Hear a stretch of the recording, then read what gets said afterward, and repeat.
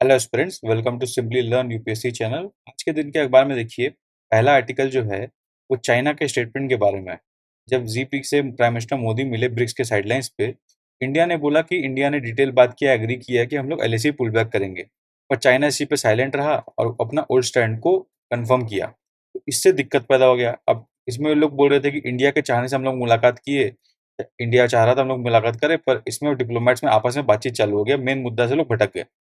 देखिए, एग्जाम के लिए बात रिलेवेंट नहीं है, पर आपके लिए अपडेट जानना जरूरी है कि इंडिया चाइना के टाइम में कोई रिसेंट डेवलपमेंट नहीं हुआ है। और ये वैसा का वैसा ही है, क्योंकि इंडिया पॉजिटिव स्टांस ले रहा है, चाइना भी कुछ जवाब नहीं ले रहा, चाइना ओल्ड स्टैंस पे अड़ा हुआ है, बस यही।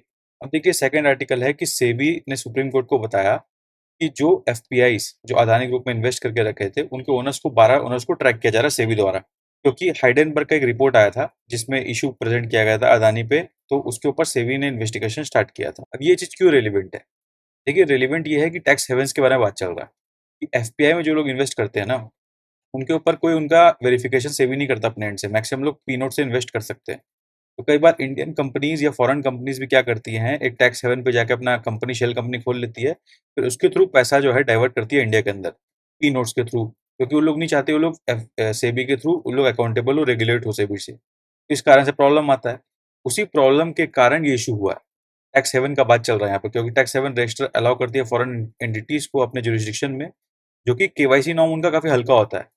रेगुलेटर्स जो है इससे ऑफन हिट हो जाता है, अगर ढूंढने भी जाए, सेबी ऑफिस ढूंढने जा रहा है वहां पे उस कंट्री में कि कौन था, क्या था, कैसे पैसा आ रहा है, तो वो कुछ नहीं कर सकता। इस कारण से, और ऊपर से बड़ी बड़ी कंपनी होती है, ये लोग कई सारे ऐसे चीजें बना के रखती हैं कि लोगों को जानकारी नहीं मिले। जैसे कि समझ अपने बोलते नहीं है पिक्चरों में देख देख के कि स्विस बैंक में अकाउंट है, स्विस बैंक से कोई जानकारी नहीं मिल पा रहा है, तुम लोग पता नहीं लगा पा रहे कौन है क्या है। तो वैसा ही कुछ समझ लिया, आपको फील आ जाएगा। तो इस आइडिया को ना दर्शाया गया। एग्जाम के लिए क्या रिलेवेंट है आपको समझना कि टैक्स हेवन क्या होता है, एफपीआई क्या होता है और पी नोट्स क्या होता है। ठीक है। अब एफपीआई और पी नोट्स के थ्रू इन्वेस्टमेंट आना इंडिया के लिए पॉजिटिव है या नेगेटिव है? इसके लिए इंडिया को क्या चैलेंजेस फेस होते हैं? उसके बाद इसको इंडिया सॉल्व करने के लिए क्या कर रहा है? ये पूरा एक अंडरस्टैंडिंग टर्म वगैरह क्वेश्चन बन सकता है। पर अगर नहीं भी, तो एटलीस्ट ये जो बात है, एफपीआई क्या होता है, पी नोट क्या होता है, in general P note negative है या पॉजिटिव है, इतना तो आपको अवेयरनेस होना चाहिए अपने साथ। अब ये इमेज है, ये देखिए रोवर अपना प्रज्ञान और ये लैंडर है। रोवर अपना टोटल अभी तक 8 मीटर ट्रैवल कर लिया है मून के ऊपर, और टोटली प्रोग्राम्ड है 500 मीटर चलने के लिए। उसके बारे में जानकारी दिया है, और कैसे वो पहले लैंडर से रोवर उतरा, फिर उसका ये प्लेट खुला, सोलर प्लेट, और उसको सनलाइट मिला पावर जनरेट करने के लिए ताकि वो मूव कर सके। वो डिटेल में जानकारी दिया है जो एग्जाम के लिए रेलिवेंट नहीं है। प्लस जो रोवर और लैंडर के पास पेलोड है, उसका जानकारी दिया लिप्स के बारे में, जो हम लोग ने पास्ट में भी देख चुका है, पास्ट आर्टिकल में। और अगर आपने नहीं देखा, तो खाली पेलोड्स जो होते हैं चंद्रयान 3 के अंदर, जो पेलोड्स है उनका क्या फंक्शन है, ये आप गूगल से भी रीड कर सकते हो, इसरो के पेज पे भी रीड कर सकते हो। इससे आपको एग्जाम के सफिशिएंट मैटर मिल जाएगा, जो प्रीलिम्स में अगर पूछ सकता है तो। अदरवाइज से कोई आर्टिकल बनने लायक मैटर नहीं। फिर देखिए, अभी इन्फ्लेशन, सिंस अभी फूड इन्फ्लेशन भी हाई रेट पे, और इन जनरल ग्लोबली थोड़ा इन्फ्लेशन हाई साइड में है, तो उसको कम करने के लिए हम लोग क्या करें? तो फाइनेंस मिनिस्टर ने बताया कि हम लोग इंटरेस्ट रेट हाइक कर दें, ताकि मार्केट में मनी का इन्फ्लो कम हो जाए, तो इन्फ्लेशन कम हो जाए। ये बेस्ट सॉल्यूशन नहीं है, क्योंकि उससे हम लोग का रिकवरी इफेक्ट हो रहा है, क्योंकि इंडिया भी रिकवरी स्टेज में है। हम लोग कोविड के बाद, ऊपर से वर्ल्ड में जो क्राइसिस हो रहा है, उसके बाद इंडिया रिकवर कर रहा है। इंडिया अपने को स्टेबल भी करके रखा काफी, पर अपना चाहते हैं हम लोग अपना इकोनॉमिक ग्रोथ करता रहे। तो अगर हम रेट हाइक करेंगे तो ग्रोथ को अफेक्टेड पड़ेगा। ये तो पुराना प्रॉब्लम है, हमेशा से ये रहा है कि इन्फ्लेशन वर्सेस ग्रोथ हमेशा एक चैलेंज रहा है। जब इन्फ्लेशन को टैकल करोगे, ग्रोथ को टैकल करोगे, तो वही डिस्प्यूट में फाइनेंस मिनिस्टर का स्टांस ये है कि हम लोग रेट हाइक नहीं कर सकते। इन्फ्लेशन को कंट्रोल करने के लिए हमें अदर मेथड ढूंढना पड़ेगा, वरना ये रिकवरी को हर्ट करेगा।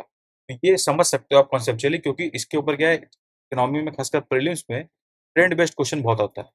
तो ये सब ट्रेंड के ऊपर क्वेश्चन बन सकता है। आपको इसका समझ में आना चाहिए कि ये चीज अगर ऐसे होगा तो क्या इफेक्ट करेगा इकोनॉमी में। समझ लो इंटरेस्ट रेट बढ़ गया, तो उससे रिकवरी को फर्क पड़ रहा है, तो आपको पता चलेगा, यस, इस स्टेटमेंट को पढ़ के आपको समझ में आएगा, यस, बिकॉज आप इसी को समझ पा रहे हो कि अगर रेट ऑफ इंटरेस्ट बढ़ा तो मार्केट में मनी सप्लाई कम हो जाएगा, मनी सप्लाई कम होगा तो कंपनी के पास मनी कम रहेगा इन्वेस्ट करने के लिए, इसलिए जो है इन्फ्लेशन ग्रोथ रेट जो है कम हो जाएगा, इससे जो है रिकवरी स्लो डाउन हो जाएगा। अब जम्मू एंड कश्मीर ड्रग का प्रॉब्लम है, उसको उमर अब्दुल्ला ने भी बोल दिया कि यहाँ पर drug addiction Jammu and Kashmir में बहुत बड़ा क्राइसिस है, और इससे गवर्नमेंट प्रमोट कर रही है वहाँ की जो लोकल गवर्नमेंट, तो उन्होंने पॉलिटिकल स्पीच टाइप का दे दिया। और अपने को समझना जरूरी है, ड्रग एडिक्शन एक प्रॉब्लम बनते आ रहा है जम्मू एंड कश्मीर में, क्राइसिस बनते आ रहा है, जिससे यूथ काफी ज्यादा प्रभावित हो रहे हैं। ये इंटरनल सिक्योरिटी के पॉइंट ऑफ व्यू से भी आ सकता है, और इंडियन सोसाइटी के पॉइंट ऑफ व्यू से भी आप इसको एग्जांपल की तरह यूज कर सकते हो। बॉर्डर एरियाज में, बॉर्डर एरिया सोसाइटी में ड्रग एडिक्शन कैसे एक प्रॉब्लम बनता जा रहा है। अब देखिए 8 नंबर पे गवर्नमेंट एंड पॉलिटिक्स, इसमें एक ही आर्टिकल रिलेवेंट है, इंडिया और ग्रीस का रिलेशनशिप। इंडिया ग्रीस का रिलेशनशिप और स्ट्रेटेजिक रिलेशनशिप हो गया, माने हम लोग जिस तरह स्ट्रेटेजिक रिलेशनशिप शेयर करते हैं ऑस्ट्रेलिया, रशिया, यूएस के संग, वैसे हम लोग का जापान के संग, वैसे ही ग्रीस के संग हम लोग स्ट्रेटेजिक पार्टनरशिप शेयर कर रहे हैं। जबकि इंडियन प्राइम मिनिस्टर पिछले 40 साल में पहली बार ग्रीस गए हैं। फिर भी हम लोग का रिलेशनशिप स्ट्रांग है, ऐसा पीएम और ग्रीस वाले दोनों एग्री करते हैं। हम लोग ट्राई कर रहे हैं अपना ट्रेड को डबल करना 2030 तक। फिर कुछ एरियाज़ में हम लोग ने कोलैबोरेट करने का प्लान किया है। कौन-कौन से एरिया में? Defence, security, infrastructure, agriculture, education, new and emerging technology और स्किल डेवलपमेंट। तो ये एरियाज़ का आपको ब्रॉडली अवेयरनेस होना चाहिए। 3-4 भी याद रहे तो आप आंसर लिखने के काबिल बन जाते हो। फिर हम लोग एक इंस्टीट्यूशनल डायलॉग बनाएँगे फ्रेमवर्क, जिसमें हम लोग नेशनल सिक्योरिटी लेवल पे डिस्कशन करेंगे। तो हम लोग इन जनरल अपना स्ट्रेटेजिक टाइज को यूज़ करना चाह रहे हैं। ग्रीस वर्ल्ड का फर्स्ट डेमोक्रेसी है और इंडिया वर्ल्ड का लार्जेस्ट डेमोक्रेसी है। तो ये भी एज़ अ इंट्रोडक्शन और कंक्लूजन में आप चाहो इंडिया ग्रीस रिलेशन में ये वाला बात लिख सकते हो। तो इस तरह मेंस के लिए रेलेवेंट बन जाता है इंटरनेशनल रिलेशन के पॉइंट ऑफ व्यू से। इस चीज़ को डेफिनिटली आप याद रख सकते हो। फिर पेज नंबर 9 है एक्सप्रेस नेटवर्क। इसमें एक इंपॉर्टेंट आर्टिकल ये है स्मार्ट सिटीज़ के बारे में। स्मार्ट सिटी मिशन है, उसके अंदर स्मार्ट सिटीज़ अवार्ड दिया जाता है। ये अवार्ड कंडक्ट कराता है housing and urban affairs ministry कराता है, यूनियन का, सेंटर का। और ये इस बार 66 लोगों को अवार्ड दिया गया। टोटल कई सारे कैटेगरी थे। उसमें एक कैटेगरी था जैसे कि टॉप स्टेट कौन-सा है इस चीज़ में, तो मध्य प्रदेश को अवार्ड मिला। सेकंड सिटीज़ में अपने को इंदौर को मिला। हमेशा से ये पिछले 6 साल से कंटीन्यूअस मिलते आ रहा है।